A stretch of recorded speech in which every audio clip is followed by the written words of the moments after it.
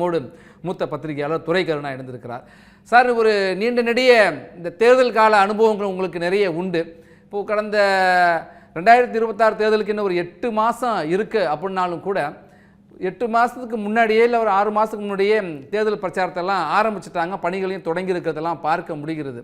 இப்போ 2026 தேர்தல் காலத்தை பொறுத்த வரைக்கும் திமுக அரசனுடைய, தமிழ்நாடு அரசனுடைய இந்த ஆட்சி காலத்தில் நடைபெற்றிருக்கிற ஊழல் மிகப்பெரிய பிரச்சனையாக இருக்கும் அப்படின்னு சொல்கிறாங்க. மக்கள் ரொம்ப கொந்தளிப்புலையும் அதிருப்தியிலும் இருக்கிறதா சொல்லப்படுகிறது. இது ஆதாரங்கள் அடிப்படையிலான குற்றச்சாட்டாக எடுத்துக்கொள்ளாமா, இல்லை ஒரு அரசியல் ரீதியான விமர்சனங்களாக கடந்து சென்று விட முடியுமா? திராவிட முன்னேற்ற கழகம் ஆட்சி ஒரு விடியலை தருகிறோம் என்கிற உறுதிமொழியோடு வந்தது. 10 ஆண்டுகள் அண்ணா திராவிட முன்னேற்ற கழக ஆட்சி இருந்தது. ஒரு ஆட்சி மாற்றத்தை ஏற்படுத்த வேண்டும் என்று மக்களில் ஒரு பகுதியினரும் விரும்பியதன் அடிப்படையில் இந்த ஆட்சி மாற்றம் உருவானது. இதையும் தாண்டி திமுகவினுடைய கூட்டணி பலமும் அவர்களுக்கு ஒரு வெற்றியை தேடி தந்தது. ஆனால் மக்கள் எதிர்பார்த்த அளவுக்கு எல்லா பிரிவு மக்களும், விவசாயிகள், அது தொழிற்சங்கத்தை சேர்ந்தவர்களாகட்டும் அல்லது போக்குவரத்து ஊழியர்கள், செவிலியர்கள், மருத்துவர்கள், எந்த பிரிவினருமே இந்த ஆட்சியின் மீது ஒரு நல்ல அபிப்பிராயம் இல்லை என்பதை நம்ம தொடர் போராட்டங்கள் மூலமாக 4 ஆண்டுகளாக விவசாயிகள் தொடங்கி அரசு ஊழியர்கள், ஆசிரியர்கள், மருத்துவர்கள், செவிலியர்கள், போக்குவரத்து ஊழியர்கள், மின்வாரிய ஊழியர்கள், இப்படி எல்லா தரப்பும், பார்வையற்ற மாற்றுத்திறனாளிகள் உட்பட அனைவருமே இந்த அரசுக்கு எதிரான போராட்ட களத்தில் இருக்கிறார்கள்ன்றதை நம்ம பார்த்தோம். அதனுடைய நீட்சியாக பல்வேறு பகுதிகளில் இந்த வரி உயர்வு, சொத்து வரி உயர்வு, பல்வேறு உறுதிமொழிகளை நிறைவேற்றாதது, குறிப்பா அந்த கேஸுக்கு 100 ரூபாய் தர வேண்டியது, பள்ளி மாணவர்களுக்கான கல்வி கடன் ரத்து, எல்லா குடும்ப பெண்களுக்கும் உதவித்தொகை என்பதுல அதுல உள்ள குறைபாடுகள், இப்படி பல்வேறு தரப்பினுடைய அதிருப்தி இருக்கிறது என்பது தான் திரு அமித்ஷாவுடைய பேட்டியும். இதற்கு முன்னதாகவே திரு அண்ணாமலை அவர்கள் அந்த ஃபைட்ஸ் 1 டிஎம்கே ஃபைட்ஸ் 1 ஃபைட்ஸ் 2ன்னு சொல்லிட்டு பல்வேறு வித குற்றச்சாட்டுகளை தரவுகளோட நமக்கு பொதுவெளிகளில் பகிர்ந்திருந்தார். அதை நம்ம பார்த்தோம். ஸோ திரு மத்திய அமைச்சர் அமித்ஷாவும் இன்னைக்கு துறை வாரியாக எத்தனை ஆயிரம் கோடி எந்தெந்த துறைகளில் நடந்திருக்குங்கிறதையுமே அவர் பட்டியலிட்டிருக்கிறார். ஒரு மத்திய உள்துறை அமைச்சர் சும்மா போகிற போக்கில் பொழுது வாரி தூற்றுவதோ அரசியல் ரீதியான விமர்சனத்தை முன்வைப்பதோ நம்ம அப்படி கடந்து போயிட முடியாது அப்படிங்கிறதும் இதில் நமக்கு தெளிவாகவே தெரிகிறது. திரு ஸ்டாலின் அவர்களை பொறுத்த அளவில் 2வது முறையாக தொடர் ஆட்சியை கொண்டு வந்துடணும் அப்படிங்கிற மனோபாவத்தில் நீங்க சொன்ன மாதிரி கடந்த 6 மாதத்துக்கு முன்பாக அவங்க தேர்தல் பணியை தொடங்கிட்டாங்க.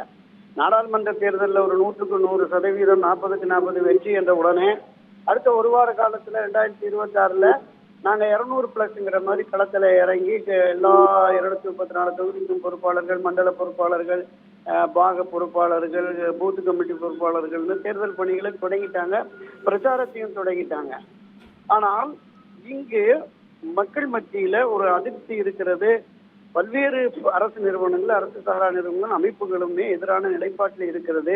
இதை என்டிஏ கூட்டணியும் அதிமுகவும் பயன்படுத்தி ஒரு வலுவான கட்டமைப்பு கூட்டணியை உருவாக்கி நிச்சயமா வெற்றியை சாத்தியப்படுத்தலாம். அதைத்தான் திரு அமித்ஷா அவர்கள் குறிப்பிட்டிருக்கிறார்கள். ஆட்சி மாற்றத்தை மக்கள் விரும்புவதால் நிச்சயமா அதிமுக என்டிஏ கூட்டணி ஆட்சி அமைவதற்கான வாய்ப்பு இருக்கு என்று தெரிவித்திருக்கிறார்.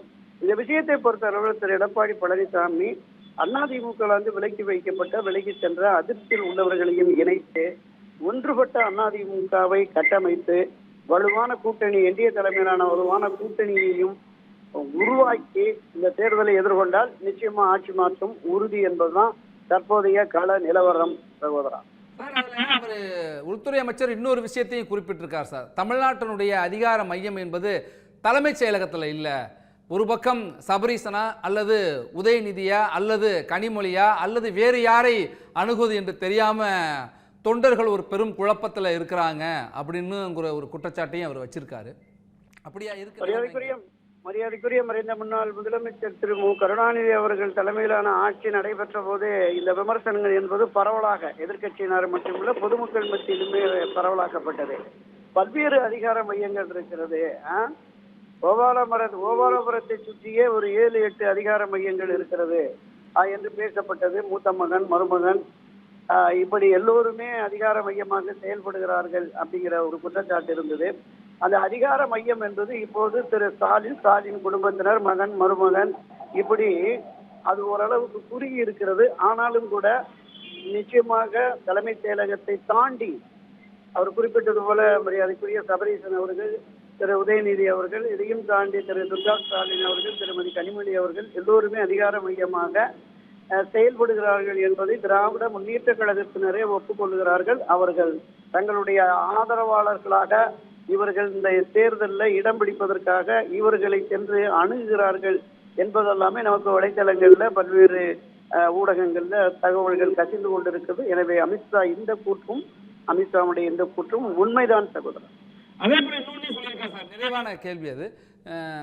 எதிர்ப்பு திமுக எதிர்ப்பு சக்திகளை எல்லாம் ஒரு அணியில திரட்டுறதுக்கான அந்த முயற்சியும் நாங்கள் தொடர்ந்து ஈடுபட்டு கொண்டிருக்கிறோம் சொல்றாரு. அது எந்த அளவுக்கு சாத்தியமாகும் சார்? இல்ல இப்ப தமிழ்நாட்டை பொறுத்தளவுல அண்ணா திராவிட முன்னேற்ற தலைமை கழகத்தின் தலைமையில் தான் கூட்டணி. அப்படி வருகிற பொழுது இந்த கூட்டணியை பலப்படுத்துவதற்கு யாரெல்லாம் திமுக எதிர் மனநிலையில் இருக்கிறாரோ, உதாரணமாக திரு விஜய் அவர்கள் பாமக, தமாக, தேமுதிக என்று பல்வேறு அரசியல் கட்சிகளையும் ஒருங்கிணைப்பதற்கான முயற்சியில் இருக்கிறார்கள். 1-2 பேர் திமுக அணியிலே அதிருப்தியாளர்கள் இருந்தாலும் கூட அவர்களையும் ஒன்றிணைப்பதற்கான ஒரு சாமர்த்தியமான அணுகுமுறையை திரு அமித்ஷா கை கொண்டிருப்பார்.